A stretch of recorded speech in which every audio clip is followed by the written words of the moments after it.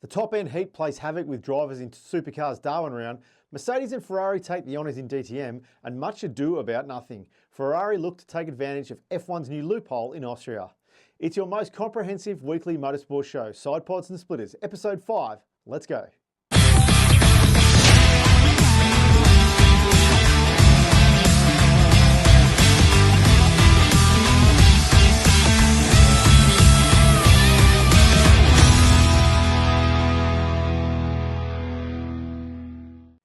3 different winners, cabin temperatures pushing 50 degrees and a history-making format change. The 2026 Supercars Darwin Triple Crown didn't just bring the heat, it completely reshuffled the deck for the rest of the season.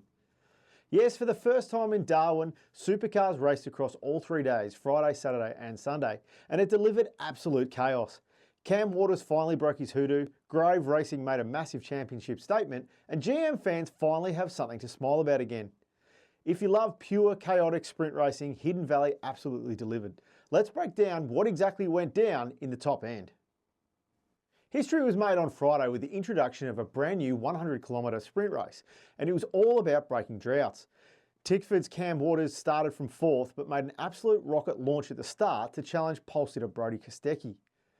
A late race safety car set up a brutal, nerve-wracking one-lap shootout to the flag, with Waters holding his nerve, resisting intense pressure to snap a massive 47-race winless streak and claim his first win in 16 months. It was pure relief for the Monster Energy crew. Behind him, Chaz Mostert pushed like crazy for second, while Thomas Randall made it a double podium for Tickford. Ford was flying on Friday, but Saturday was about to throw a massive curveball. On Saturday afternoon, the young guns took over for race 18. 20-year-old sensation Kai Allen put on an absolute clinic. Grove Racing nailed the strategy here.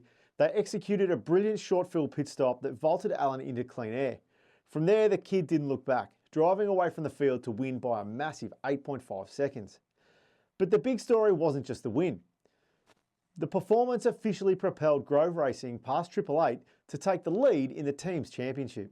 Talk about a massive power shift on a Saturday. Heading into Sunday's final 200k race, the Blue Oval looked dominant, but Team 18 and Chevrolet had other ideas. Anton Pasquale delivered a tactical masterclass in race 19. He seized control of the race, and despite the final ending under a safety car, ADP held on to claim a famous victory. This wasn't just a win for Team 18, it was a massive sigh of relief for General Motors. It marked Chevrolet's very first Supercars race win since way back in February, proving that Maro still have the ultimate race pace when everything clicks. When the points were tallied, it was Cam Waters who lifted the official Darwin Triple Crown trophy. Thanks to his Friday win, a Saturday podium and a 3rd place finish on Sunday, his insane consistency earned him the ultimate top-end prize. But it wasn't all celebrations.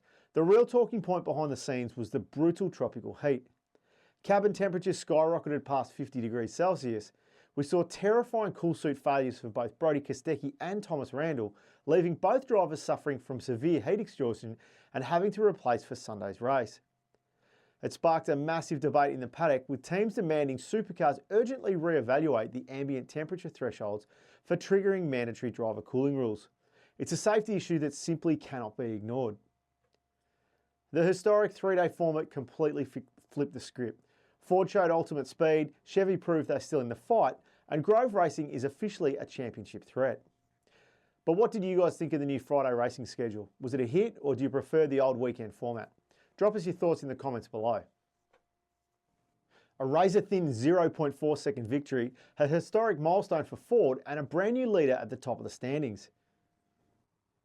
The 2026 DTM season just visited the Lausitzring for round 3, and it completely blew the title fight wide open. Saturday saw veteran dominance, but Sunday was a pure psychological thriller that went right down to the final corner. Let's look at exactly what went down. Saturday was all about flawless execution. Maro Engel took absolute control in his Mercedes-AMG Team Ravenol, keeping Marco Wittmann's BMW at arm's length to secure a commanding victory. But the drive of the day belonged to Riccardo Feller. Starting 16th, his Manti Porsche crew pulled off a strategic masterclass, pitting precisely as the full course yellow dropped. A lightning fast stop rocketed Feller up the order to claim a sensational 3rd place from nowhere. Sunday morning started with history. HRT Ford's Arjun Maini snatched a spectacular first ever DTM pole position for Ford. but the race quickly evolved into a ferocious tactical battle. Matteo Cairoli seized the lead in his Emil-Frey Ferrari, but cooked his tyres doing it. The final 10 minutes were pure agony. Nicky Tim's Lamborghini threw everything at the Ferrari, but Cairoli drove on absolute rims to hold his nerve, winning by just 0.4 seconds. The victory vaults him straight into the championship lead. A massive star was also born in the midfield.